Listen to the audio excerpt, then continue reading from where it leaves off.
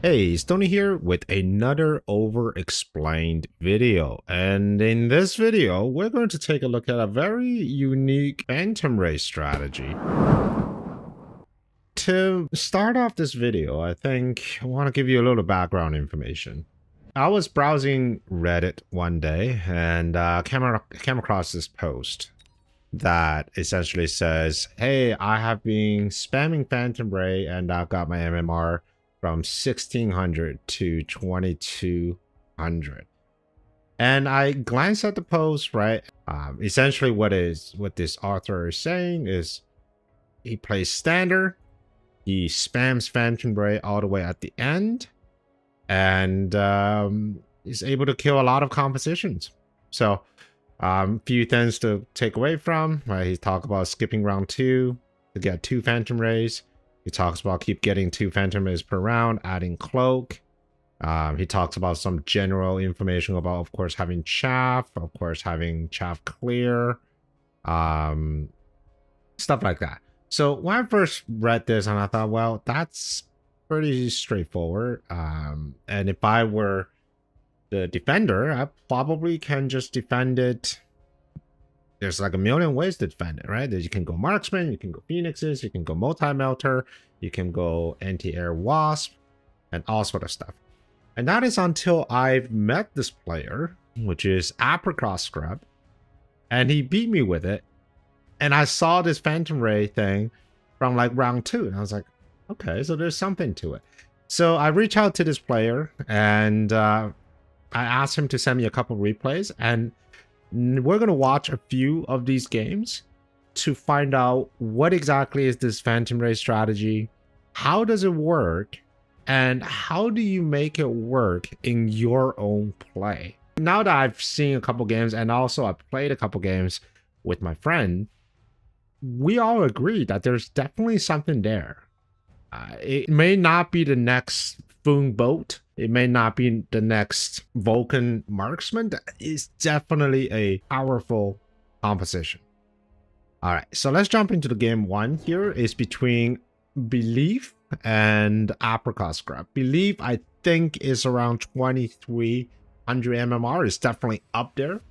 Apricot Scrub, he's right now hovering around 2000. So I'm not exactly sure what his MMR is at this game. But last time I saw him, he was 2100. So definitely not a average player. All right, to start off, we have a supply specialist up against a quick supply specialist. We have steel balls, arc lights into sledgehammer fans and some arc lights.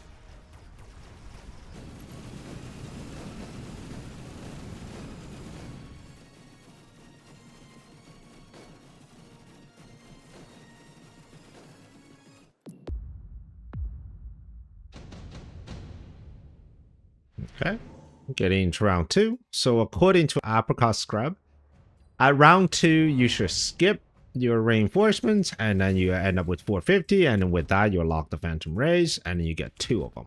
And that's exactly what he did. We got 2 Phantom Rays here. All right, for our Mr. Belief, there is no AA this round. I don't think he was expecting some sort of airplay, so it's going to be automatic round towards our red player. And of course, a very cheeky missile here. Good value. You could do that, right? When you're running into steel ball crawler composition, you can get that early value. But I'm going to speed this up. I think this round will just end very quickly because of the lack of AA and also Phantom Rays into steel balls.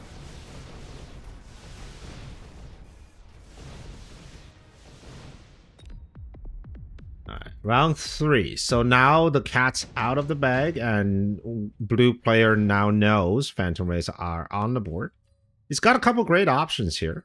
He could take Mustangs, right, which he did. I was going to say he could also take Farseers. For Apricot, he decided to go with Fire Badgers. Now, first thing to notice is that this is a very conservative kind of standard play. Most of his units are either behind the tower or just right on the tower.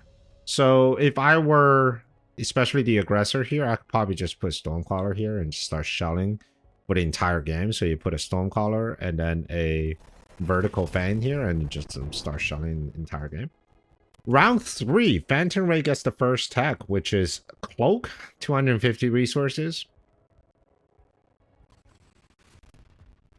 Alright, so now it's Phantom Ray Fire Badger. Phantom Ray Fire Badger behaves very similarly to Boom Boat, where you got the tanky units on the ground doing chaff clear, and then you got your big hitter in the air taking care of any sort of larger units that your ground units couldn't handle. So in theory, this should work. The Mustangs, I mean, they're doing the hardest, but I think with just a single squad of level 3 Mustangs is just not enough. And here's where the end game for the Phantom Ray comes in. They're just so good at picking up these sniper units with Cloak. And keep in mind, and this has all happened. I mean, of course, Blue barely won that side of the board, but he was only up against half of the army, and we got like a full squad of Fire Badger, there's some tanks, there's some fans left over from the other side. So it's already showing some power.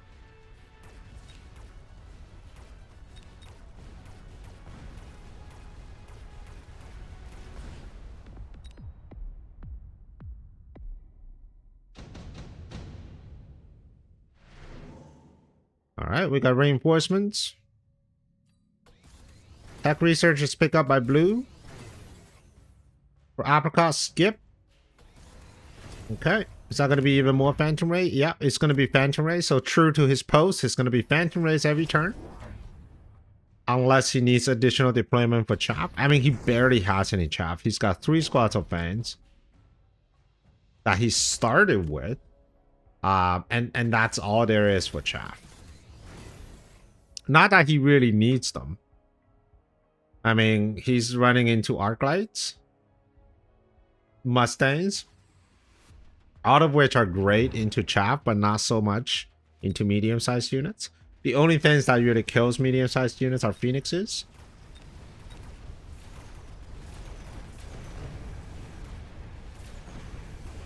Alright.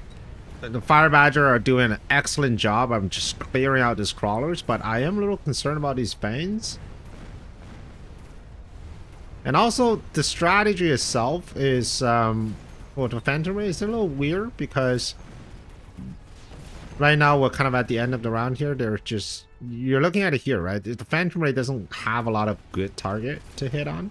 A lot of target is just small chaff units. Occasionally you get an arc light and a Phoenix. Okay, it is being defended here.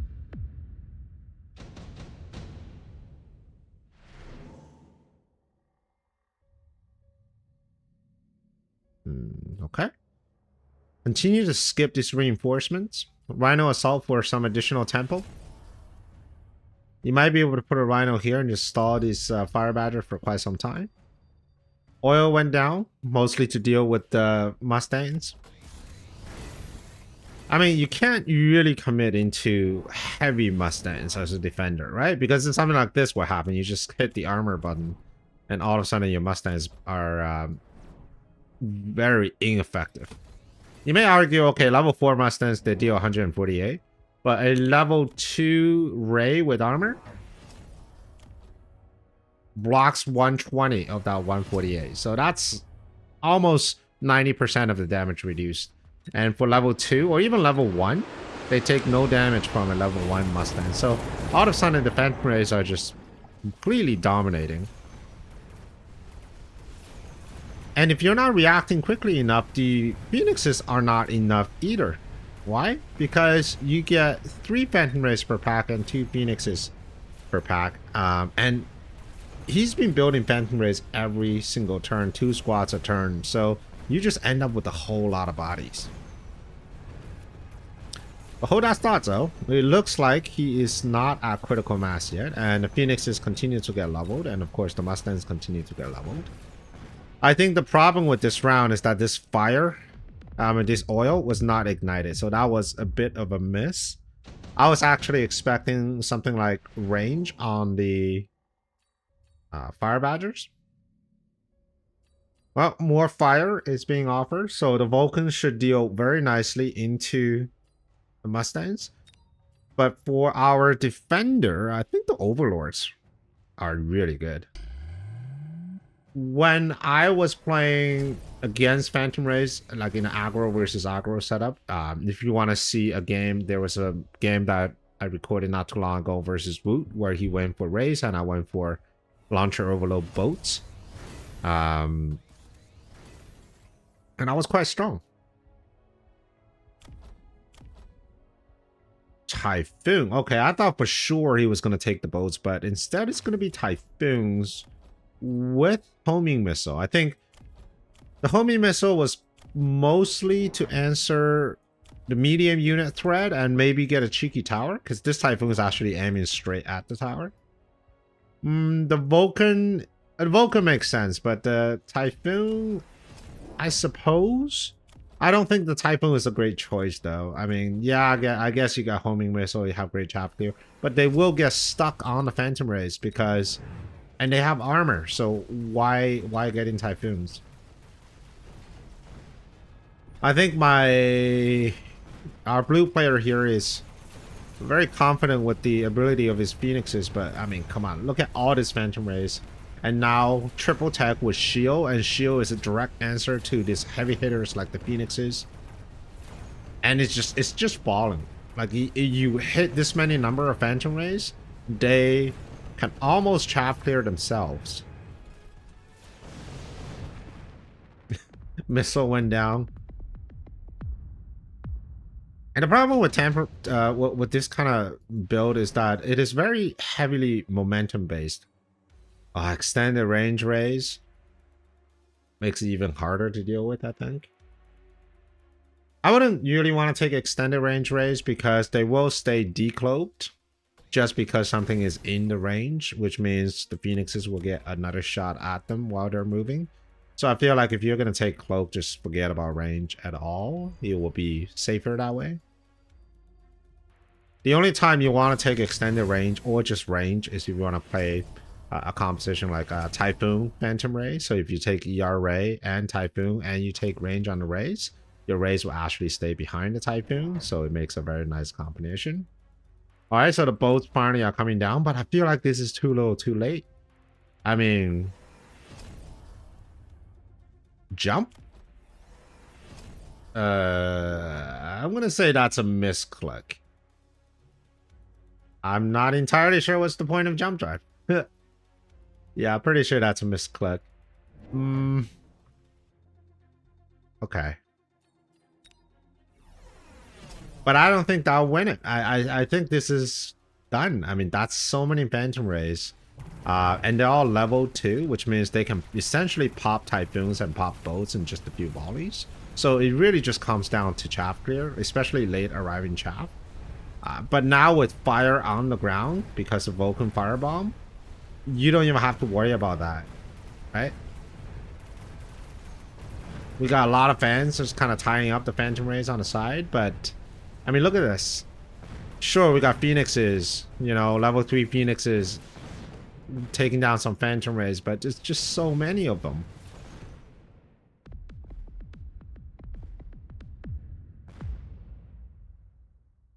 All right, so that is game 1 of the Phantom Raid example.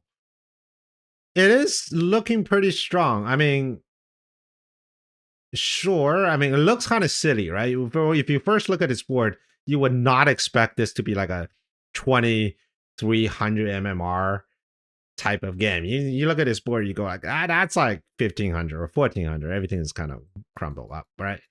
But in reality, this is not that easy to defend.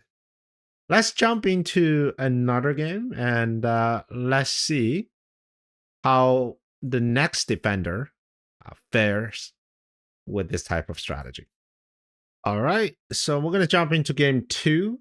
And this is versus, this is not exactly B-Man, but he's also 2200. So I'm going to say it's either someone that's very close to B-Man or just B-Man Smurf. For those of you who don't know, B-Man is, well, until recently, he was the highest combat power player in the world. I think right now he's number 2, if not number 3, being overtaken by Woot or Mathis Might. But either way, Fake B-Man here is playing as blue, playing as an Amplify Specialist.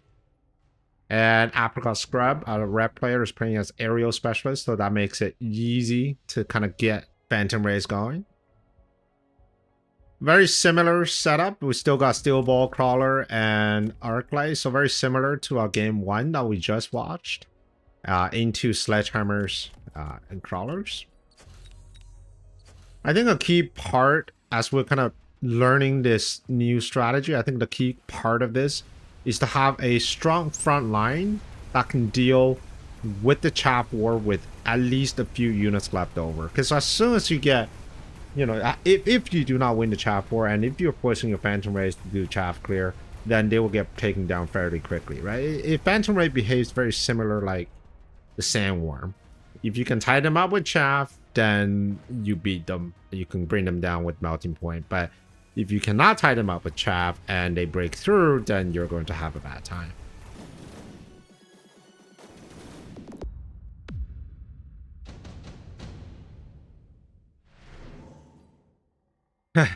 you give them Phantom Ray, and of course, if you're given Phantom Rays, you're gonna take the Phantom Rays, no problems. Okay, so we have Fake B-Man getting Farseer. That's very interesting. I thought for sure he was going to take the Scorpion, especially into Sledgehammer lines. But I think he's taking Farseer because Phantom Ray is also offered on the same turn. So the Farseer is now just going to go with the Steel Balls.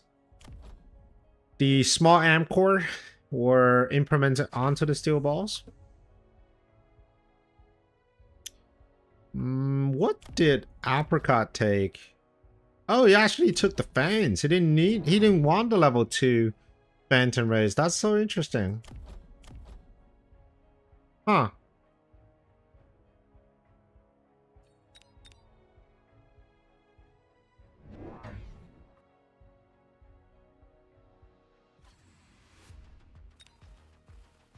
Interesting. So no Phantom Rays this round, even though it was offered as part of a drop. And instead, it's just going to be level 2 Fangs for extra damage and extra Chaff Clear against these Crawlers. That is interesting. Okay. I mean, I would have think the Phantom Rays would have done more here. Especially this army right now is just lacking HP or single unit HP damage.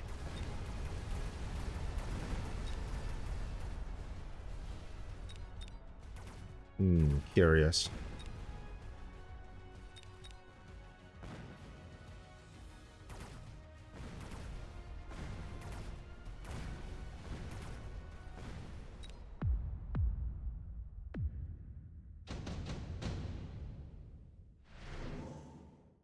All right, round 3. Amp Core, I think is pretty good. Okay, Advanced Missile.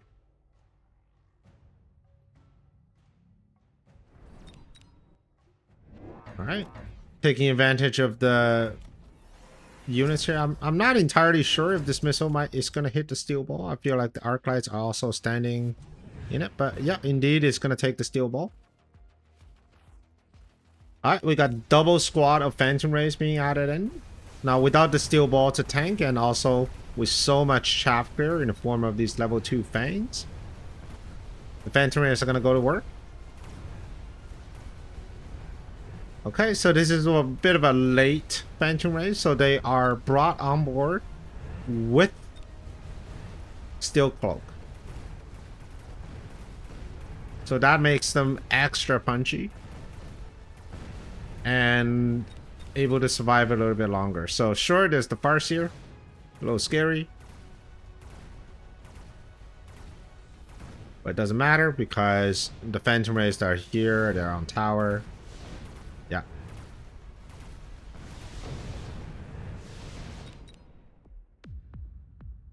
Alright, now that we know the Phantom Rays are on the board, what would the defender do? Because from this point on, we know the strategy is just going to be 2 Phantom Rays every single round. Occasionally, if you need, get that third pack. It probably could be another ray or most likely a chaff or chaff clear.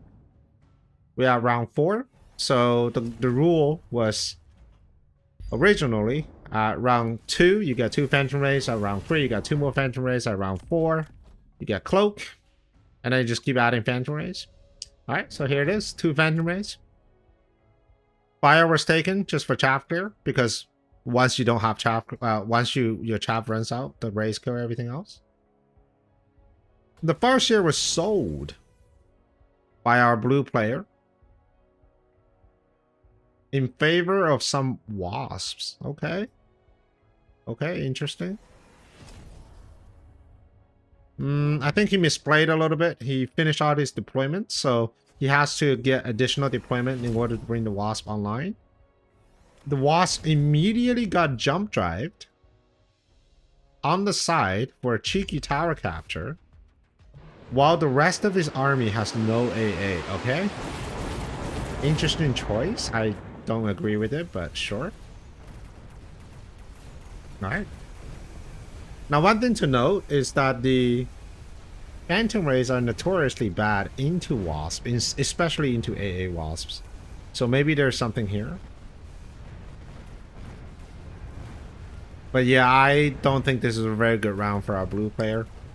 Not only is that wasps are more of a bandage solution, unless you're really committing into them with higher level wasps against the phantom rays, because they just don't kill them fast enough, right? And they are also very easily countered if you just put down some AA Mustangs. And not to mention, there's already level 2 fans on the board, so all red needs to do is just take range.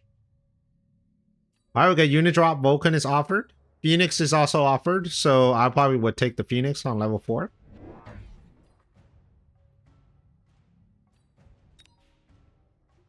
But again, looking at this board, I mean, what is our red player doing?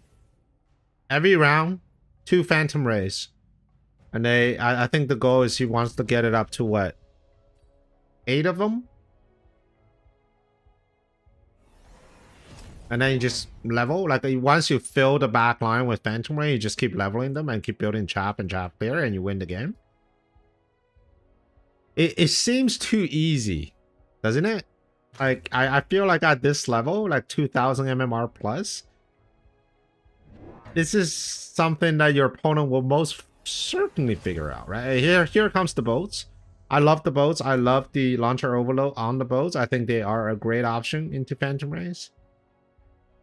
Like, a single boat can actually 2-shot a squad of phantom rays. Sometimes if they're really close together, 1-shot them.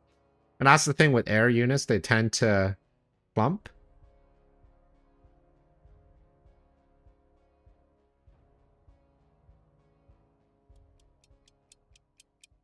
But yeah, I mean, just look at the sheer amount of HP. That's one signature trait of this kind of build is, you know, a lot of people, they're still not used to just how tanky these phantom rays are. The same sort of phenomena happened when Fire Badger was first introduced. A lot of people think of Fire Badger as just a sledgehammer, but in fact, the Fire Badger actually are, I believe they're almost 50% more tanky, if not more, than a single sledgehammer, which makes them excellent frontline units, both for distracting melting points, both for handling stuff like Vulcans. It's just too much stuff. Alright, here we start to see the power of launcher overload boats, and this is what I would have gone if I were to go up against a strategy like this. Just kind of keep going on boats.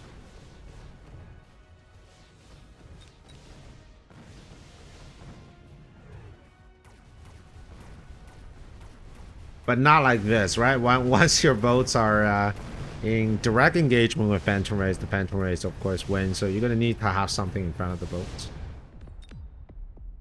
But this ain't over yet. We still have quite a few turns left, so I think with... I know at a certain point, the boats would just outscale the phantom rays, would they not? Alright, heavy armor. With boats... Okay, taking another tech on the boats. Interesting. I would have thought I would just go with no range and just a bunch more boats, maybe 3 more boats. But range, I suppose that's fine. If you are going range, you just want to make sure your chaff clear is absolutely stellar, because you don't have enough money to get as many boats versus if you just have launcher overload. Why did I say let's just take more boats? Because right now the range of Phantom Rays and your boats is not a problem. Your boats outrange Phantom Rays any time of the day, and he does not run range on his tech set. So unless you just want to keep your boats alive from something else, I don't think this is necessary. I much prefer having more guns rather than guns that shoots further. All right, more chaff. I can understand that, right? More chaff. I think if you have steel balls, having steel balls with mechanical division can tie up the Phantom Rays for quite a bit too. We're still trying to do cheeky stuff with this pack of wasps, but I don't think that's going to work.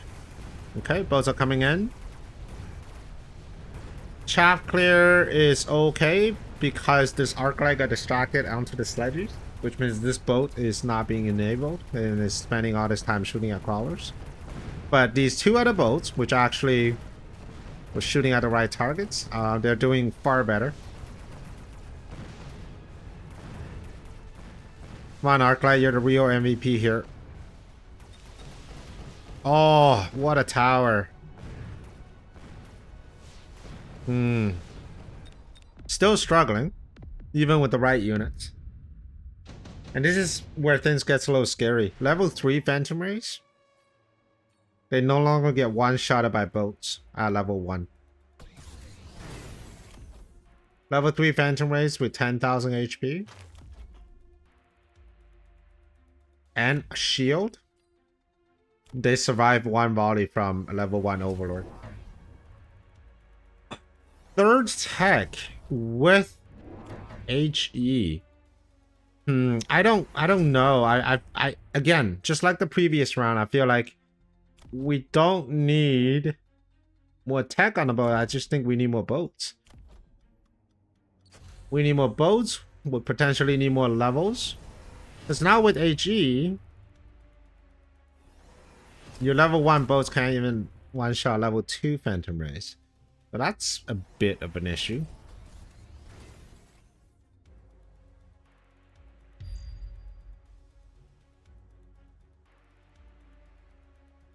And let's see what our red player is doing. I mean, we're focusing so much on the defender here. We're neglecting the actual case study that we're focusing here, which is these rays. So for now, he stopped making rays. In fact, we haven't seen any new rays for the last 3 rounds. It's been the same amount of rays, but instead he has been adding chaff. He has been adding Mustangs, and now with missile interception. So mostly to deal with these overlords. And now things just survive a lot more. I mean, this is game ending, I think. Oh no, never mind. We are killing some Phantom Rays on the side here. Yeah, we're gonna go into another round. So this is starting to look a little better. These heavily tech overlords, they are doing work.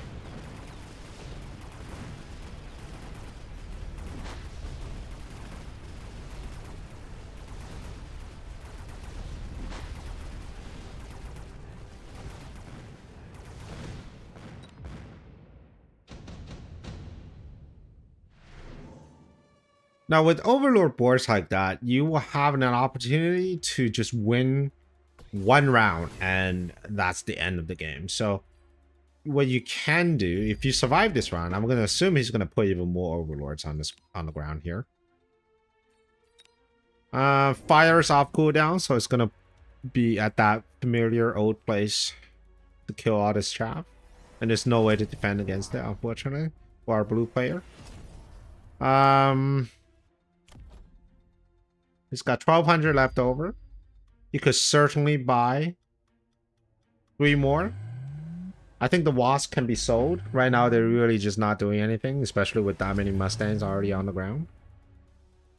If you're buying more overlords, then you have to be a little careful with all these Mustangs. Okay, oil is being added here. 2 overlord went down. Wasps get sold.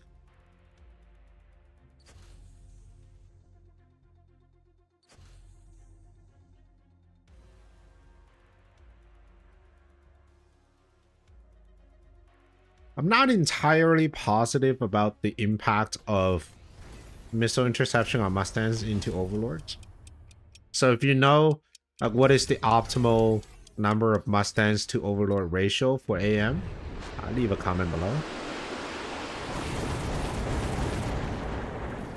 Bubble gets instantly popped because of these overlords. However, there's no chap on the ground whatsoever, which means the Phantom Rays will have an easier time locking onto the overlords. The right-hand side is fallen. The middle is pushing through, though. And we have high-level Phantom Rays kind of going around here. The overlords are doing their best. I think the overlords might be able to clear this up. Yep.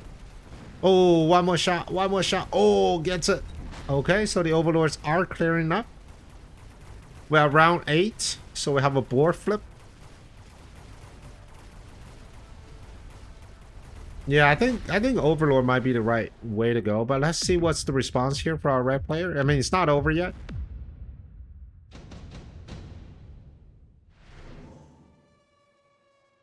ER Stonecallers, ER Rays. Probably not ER Rays. It just makes them a little weaker. All right, both sides are gonna go underground. I wouldn't be surprised if we get another Vulcan and just get Firebomb.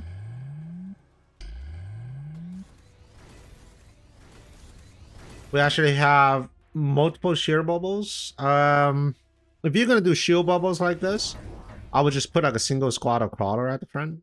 Maybe mobile beacon them to the side. That way your overlords your shield bubbles aren't immediately being targeted by overlords. Range on a Mustang. Holy crap, that's a lot of Mustangs. And all these Mustangs, their only purpose is to capture the missiles. They're all level 1. I mean, sure, at some point they might be pretty good at doing a little bit of chapter, but for now they're just chapped themselves and they're capturing the missiles. So I mean, instead of buying this many Mustangs, I would just put down like a war factory or 2 war factories.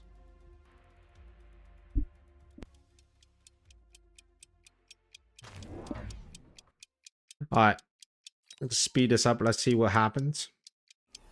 More boats. All right. The center boat gets distracted. The shield gets popped right here. Tons of Mustangs. However, these Mustangs are lagging behind, which means the tower's wide open. The tower's wide open. No, the boat did not get to the tower. Too bad. All right, the Mustangs are not coming in. But the real problem, though... Oh, the boats are dying, which means the Mustangs' AM powers are being amplified because there are fewer boats here. Holy crap, he's actually going to push through. We still got some Phantom Rays left over on the side, and missiles are all being intercepted. What a wild game.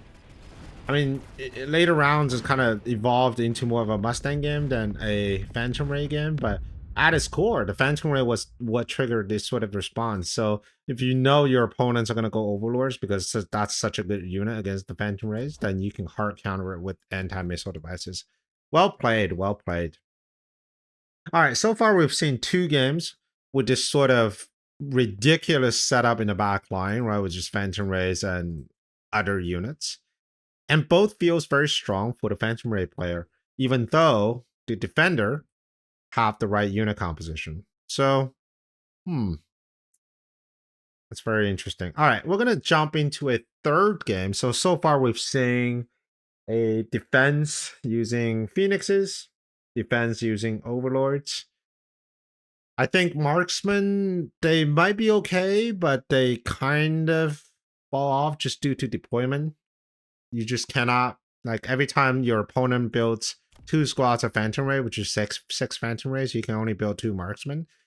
From a deployment economic point of view, is just not good enough. So marksman may not be the greatest counter. Maybe the next one is melting point, specifically multi-melter. So let's take a look at the game with multi-melter. All right, welcome to game 3. This is a game between me and I am Znart. And I'm playing as a supply specialist, and Znart is playing as a giant specialist. Now, this is not the first game where I did Phantom Rays against him. And as a matter of fact, I actually told him beforehand that this is exactly what I'm going to go, and I want him to defend against it. So my MMR at the point of this game is around 2,100, and I am Znart is around 2,000. So we're not, like, we know what we're doing. All right. I specifically picked the starting pack with the Mustangs. I mean, it's usually a very weak pack, but I feel like with some Phantom Rays added in, it could be strong. When I was playing this composition, I noticed that the Mustangs are really good for this composition. Like, they're so versatile. They can use for chaff clear. They can use for chaff later on. And another unit I really enjoy with my Phantom Rays are Stonecrawlers, because a lot of times, you know, Mustangs might be pretty good at clearing out that initial wave of crawlers or fans or whatever. But if they have late arriving fans, then the Phantom Rays like to get stuck on them, and that's where the Stonecrawlers really come into play. And not to mention the Stonecrawlers themselves adds a pretty decent chaff clear even at the first part of the round. Alright, Znart is starting off with Stonecrawlers, Crawlers. Round 1, I got Phantom Rays. He's not no offshoot, so I win.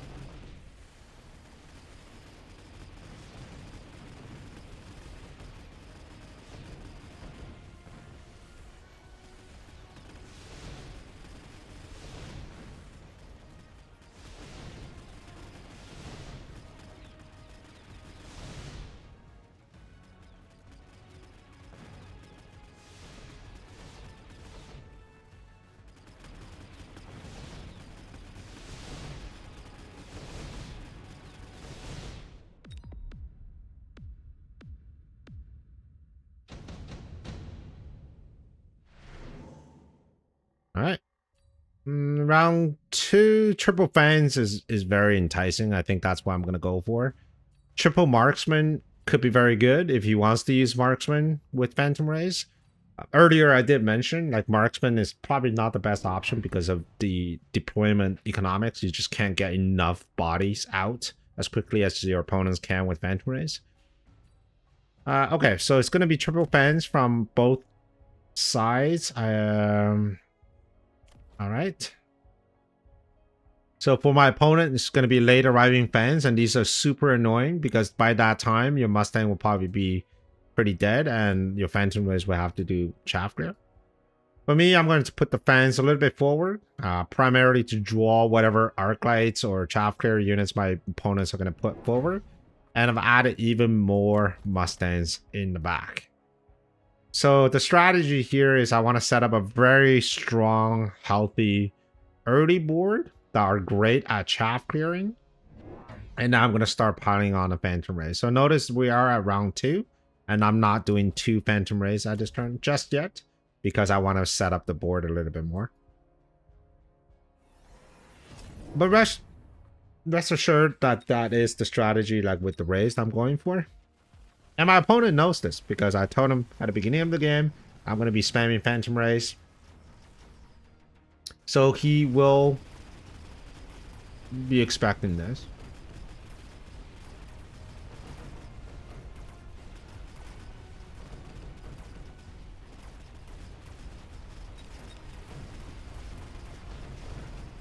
Right. The fans doing God's work here, late arriving, and this is exactly what I was talking about. I mean, just so good.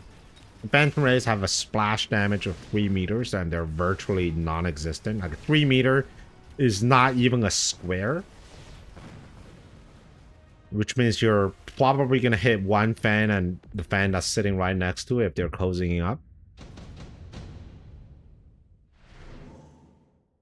Additional deployment could be interesting. Bombard at this stage of the game is also interesting. I've decided to take Bombard, and so did my opponent. It's just too many small units to not take Bombard, right? It's just too good. Now, I was putting down Bombard, I was thinking, should I do the center? Because everything is moving towards the center. Or I should just do a little bit on the side here.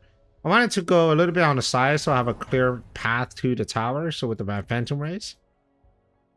Alright, at round 3, I've started to add Phantom Rays. So that's two Phantom Rays down. +1, because I'm running Mustangs. I need them to do a little bit more damage. 50 left over. I think I'm going to save that 50.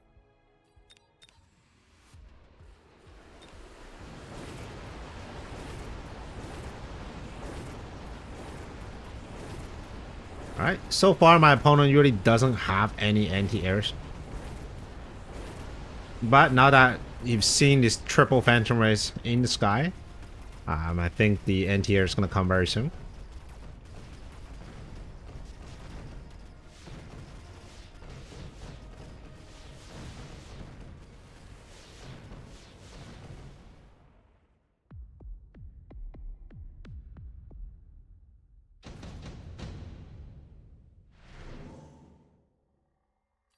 Oil is pretty good for the Stonecaller player. Efficient Light is pretty good.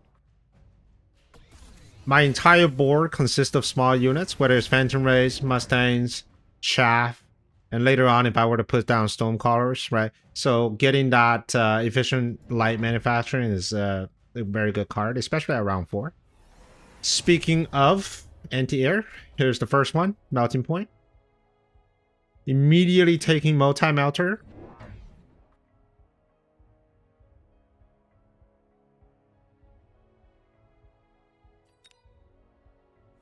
Okay, continue to add more chaff here. His arc lights are ranged, and my Mustangs are not, which means my Mustangs will get slaughtered nice and early. And when that happens, my Phantom Rays will have to kill these Fangs all on their own. And now with the Multi-Melter on the field, as you can see here, things don't really look too well for the Phantom Ray player.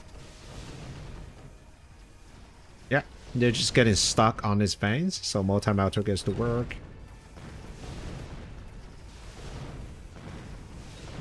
Ooh, that's a Hungry Melter. It's already leveled.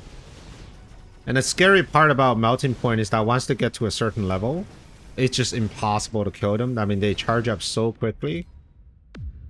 And they're so tanky.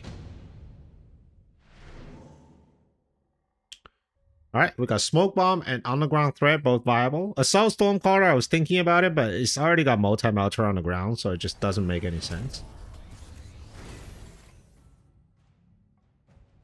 Took range on the Mustang so they can survive a little bit longer, and also Cloak for that 40% additional damage.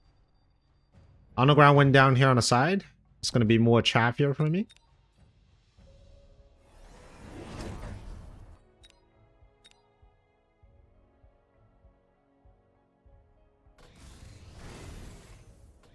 Okay, so far pretty standard game, right? Like this is, nobody's really making any major mistakes.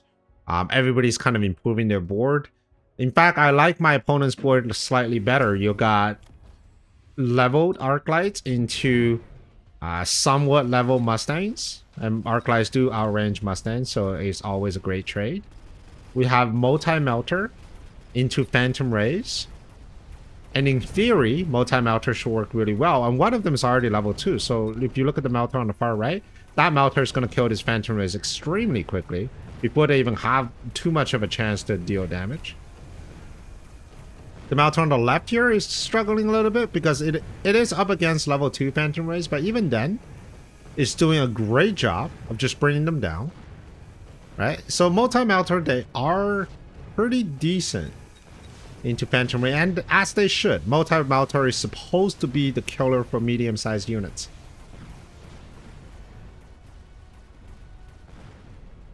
I remember when I used to play a lot of Wraith and Steel Balls.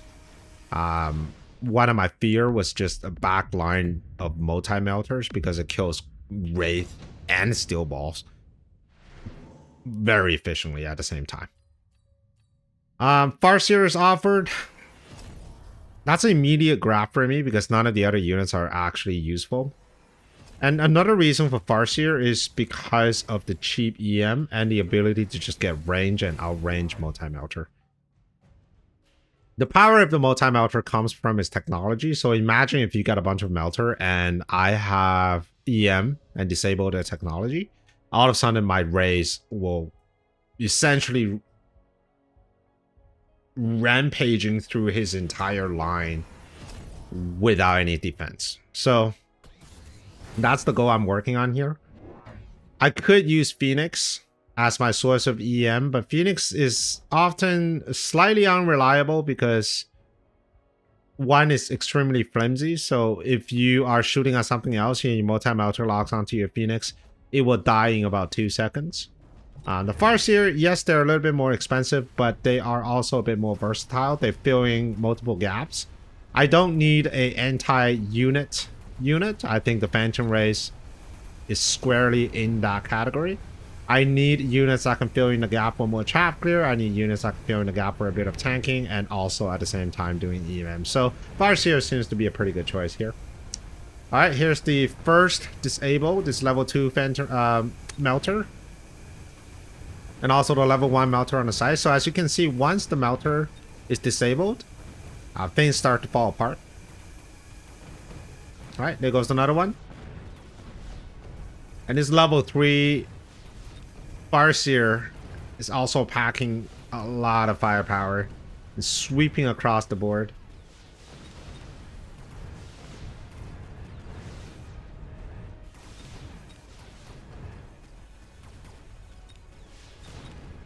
The strength of a Phantom Ray endgame cannot be underestimated. I think it might be the best endgame unit. Or, well, by endgame I mean end round, so end of the round, when there isn't a lot of chaff, because of its cloak ability. So it's kind of like the sandworm. When it travels, it cannot be targeted. So when you're using beam weapon like this, you have to constantly reset your beams, making it very inefficient for these melters. Alright, more Phantom Rays are being added to a total of 7 on my board here. And also 2 more level 2 Farseers are being added. So 1 for every melter. Temp range is also being included. Loose, I think I took loose last round, I'm not sure, but loose is there specifically to prolong the defensive capabilities of these crawlers into these arc lights. So my boards are starting to improve and slowly countering my opponent's board.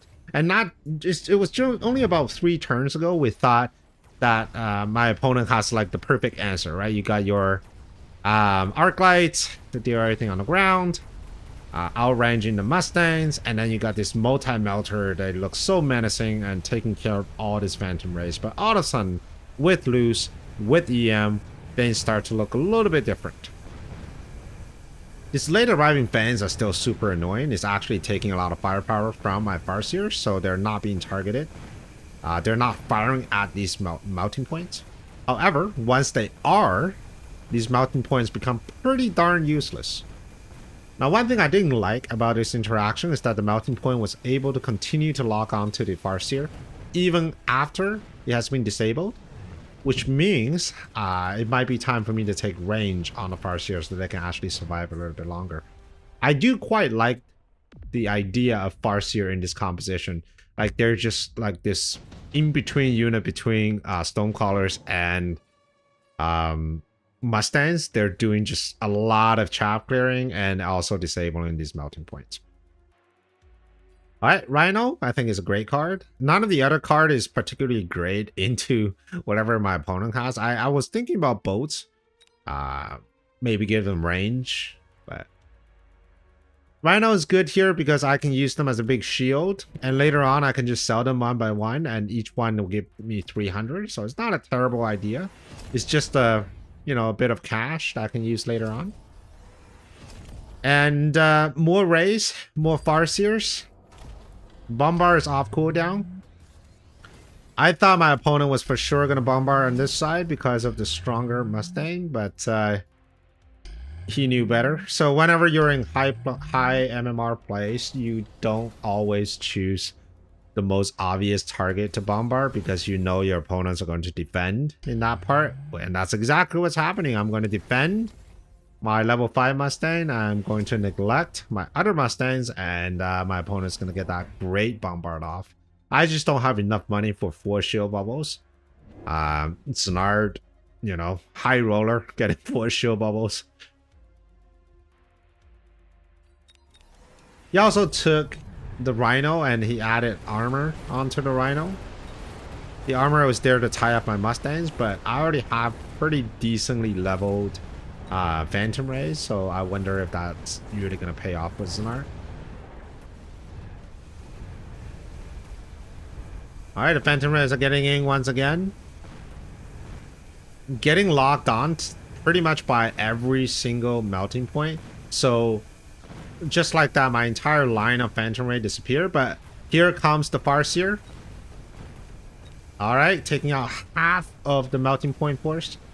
And now sweeping across. So we've seen this movement for a couple of turns now. Thanks to this level 3 Farseer, and soon will be level 4. You get them disabled, and then you sweep across with a few Phantom Rays and a few Mustangs. And that's why these Mustangs and these Farseers are getting so many levels. Oh, by the way, I forgot to mention that this round I actually took anti-missile or missile interceptor on the Farseer.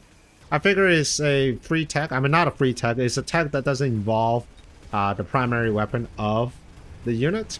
And since my opponent already has like Stonecallers, that's doing quite a lot of damage to my Mustangs. I do want to protect them a little bit. Later on, the missile interception also works if my opponent decides to go with like EM barrage from his melters, or if he wants to put down a bunch of fortresses, which I don't think it's a great option anyways. All right, so we got Javelin potentially coming down here. But instead, it's just going to go into the middle, which I'm very curious about. I don't know if it's actually going to get both of my Farseers. I feel like the Farseer one is going this way, the other one is going the other way. So having it in the middle, it may not be the best way. I mean, he's going to get at the Phantom Ray, but just not sure about the Farseers. For me, though, last round, you notice, and you can tell by the color of my units, my right side units are all heavily leveled. My left side units are not. And that is because of this high level melters. We got level 4, level 4. This one has got an amp core on it. And they just very efficiently deleting everything that I have.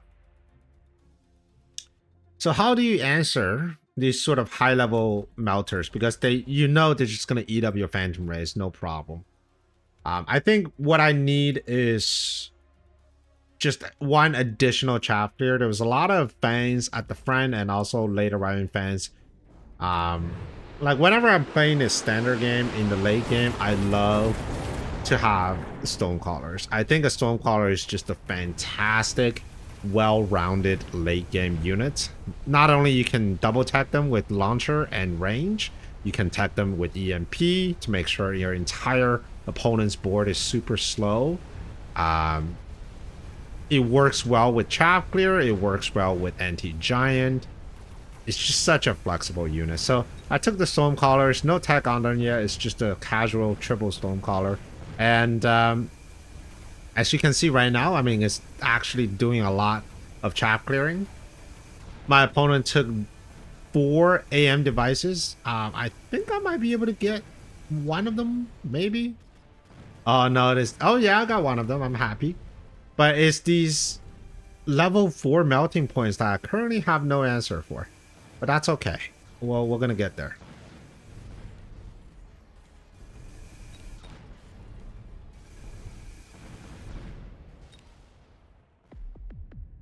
And this is where the Phantom Ray board starts to diversify a little bit.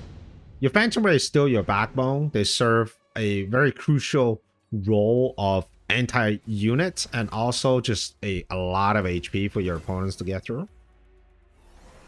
Super heavy armor is being offered. I mean, he could just take super heavy armor and drop it on like this level 5 melting point, and this melting point practically never dies. Oh, there it is. Super heavy armor on this level 4.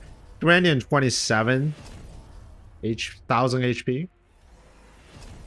Alright, more Stonecrawlers for me, and it's gonna be range and launcher. I think it's finally time to start selling these rhinos. They were contributing nothing, so the middle one is gone. And I'm probably gonna start selling off the rest of them as well.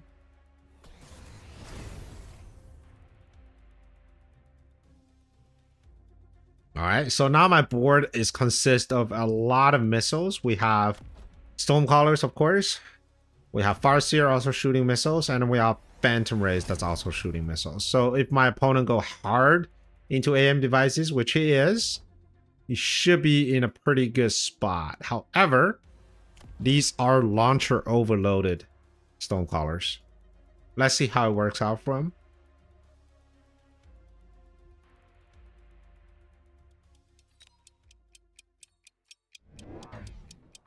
Underground is taken.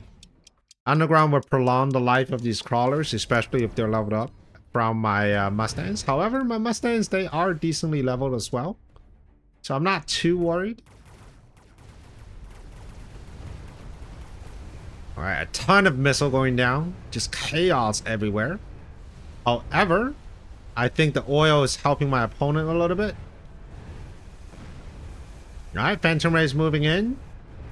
We got a few fans that we need to take care of. However, I think... Ooh, these arc lights. Do they have... Yes, they do. They have elite, which means they have some extra range. Taking care of my Mustangs before I can get to them. But the Stonecrawlers, though... This is a fantastic comp because my Stonecrawlers, they do not have EM just yet, but my Farseer do, and they're tying them down. And then Stonecrawler is simply just shelling them from afar. Okay, now Stonecrawler is now sweeping across. We got level 3 Mustangs just picking off these AM devices. Yep, gets disabled. Like a disabled giant is like the saddest thing ever because they're already slow. So when you're disabled, they're walking at 3.6 meters per second. And it's going to take them forever to get into range of the Stonecrawlers. I don't care if you're level 5. With 177,000 HP. If it takes you 10 years to get in range, my level 1 Stonecrawlers will kill you.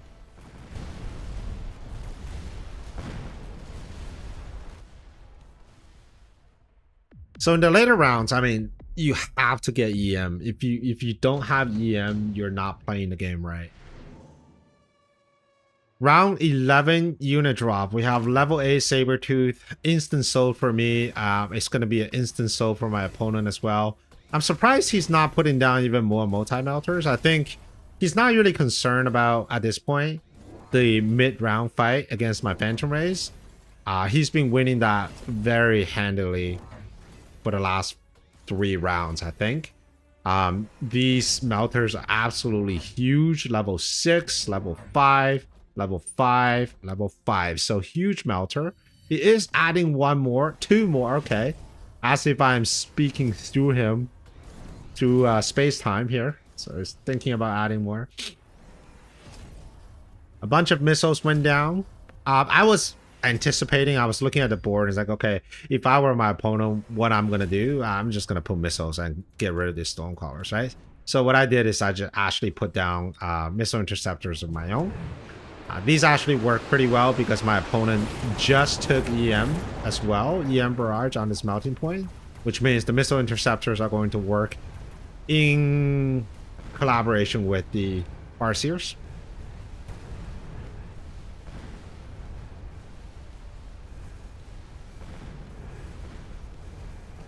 And I also took EM on the Stonecrawlers, which means they can now independently lock down the massive melting points, which means they will take 10 years to get in range, which means I get to kill them in a very slow and painful death. And these guys are stuck in oil. Like this, this melting point is at 0.3 meters per second under tower debuff. Outside of tower debuff is walking at 1 meter per second, which means like in order for it to walk a single square about this big, it takes 10 seconds. That's just hilarious.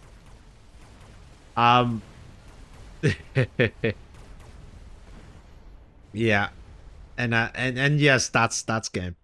Okay, so interesting game here, but I think the real takeaway was what happened in round 5 when the first melting point or the subsequent melting point came down. So I think this is where the second melting point came down. When you have multi-melter, if you're the Phantom Ray player, your next order of business is to get EM, one per every melter that is on the field, because you saw that since round 5 the Phantom Rays was still doing its job until the chaff at the front was just too much for it to handle, right? This Farseer with EM on the right was just doing all the work of getting tower. I was able to get that tower for like 3 rounds straight and sweep across from left to right. But eventually your opponent's going to figure it out. Your opponent's going to have range. They're going to have a lot of chaff, right? You're never outrange a multi-melter with your Phantom Ray, even if you take ER and range. So the best that you can do is just to pivot from there. And that's exactly what I did. So once I noticed it's just too much multi-melter in the middle, started pivoting into Stormcallers, and then eventually was able to secure the win. So yes, multi-melter, I think they are pretty good, but I think there's definitely weaknesses on the board that you can exploit. But so far though, if you're looking at this game and also the 2 previous games, this Ray composition, while it looks pretty silly with everything in the back line here, it looks like a 1400 MMR game. It actually has merits.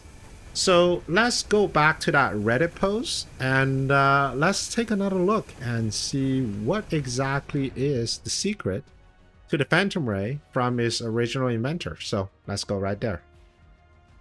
All right, so here's the Reddit post. And this is by no way the exact steps that you have to play every single game, but I feel like this is a very good guideline. The idea, so first of all, raid tech, you want cloak, shield, armor, and missile spam. And by missile spam, I think he meant like the missile barrage or the burst. That's what it's called, burst. Cloak is no-brainer. You use it every single time. It's the first tech that you use. Shield, if your opponent goes heavy into phoenixes or anti-air marksman. Armor, if your opponent goes heavily into mustangs or fangs or anti-air mustangs, or even just AA barrage from fortresses. And then missile burst for when your opponent have very heavy anti-missile. So if your opponent puts 2 war factories down, then burst is the way to go.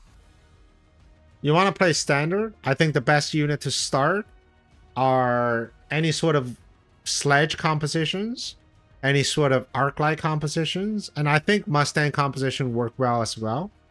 Personally, I like to use Mustangs and Stormcallers. I think that is a strong late game comp if you can survive to that point, and it complements well with the Phantom Rays, which are usually tanky, so they kind of move forward ahead of the Mustangs. In terms of build order, it's recommended that you skip round 2, so you end up with 450, especially if you're not aerial spec, so you get 2 Phantom Rays. And then you add 2 Phantom Rays every single turn while getting Cloak, as well as you get Chaff and Chaff Clear onto the board. You want to get up to about 4 to 6 Rays at around round 4 to 5, and then you want to get to a total, I would say, about 7 to 8 Rays. You can go more if you want, but as you can see, like they tend to get hard counter a little bit after round 7 with things like multi-melter. So I would say 7, 8, like just fill an entire roll with Phantom Rays is probably sufficient. In the guide here, It always recommends oil, it recommends fire, it recommends ignite, right? Chaff clear is so important for this build to work. You don't really have to worry about killing your chaff because of cloak on Phantom Rays, so they will always engage your opponent's units in range. And they will always not be hit by your opponent's units until they're in range. So that's the beauty of cloak. So if you can get rid of your opponent's chaff, then you probably could win because of the sheer amount of damage from Phantom Rays. And that's another reason when you're looking at this board, right? The Phantom Rays are being placed very far back. So if you look at a board like this, right? In this game, my Phantom Rays are actually not that far back, but in the games that I watched a Apricot Scrub play, right, the Rays are all the way in the back. But even this one, like imagine this one here. The Stonecrawlers will soften up a considerable amount of the chaff line, which means by the time the Rays finally move in, they will hit something worth their damage. So that's the idea. You can put a Rays even further back, but you do need a bit of tankiness at the front, which is why I said Sledge Stars is probably pretty good, because the Sledgehammers provide that level of tankiness. Oil is good, fire is good. He recommends Typhoon, because Typhoon are very tanky and they also chaff clear decently. All right, I will put a link of this Reddit post in the description. And I will also link to a small folder with a couple replays so you can watch how this type of strategy is being played against various 2000 plus MMR players. So you know, like, this is not just a one-off fluke kind of strategy.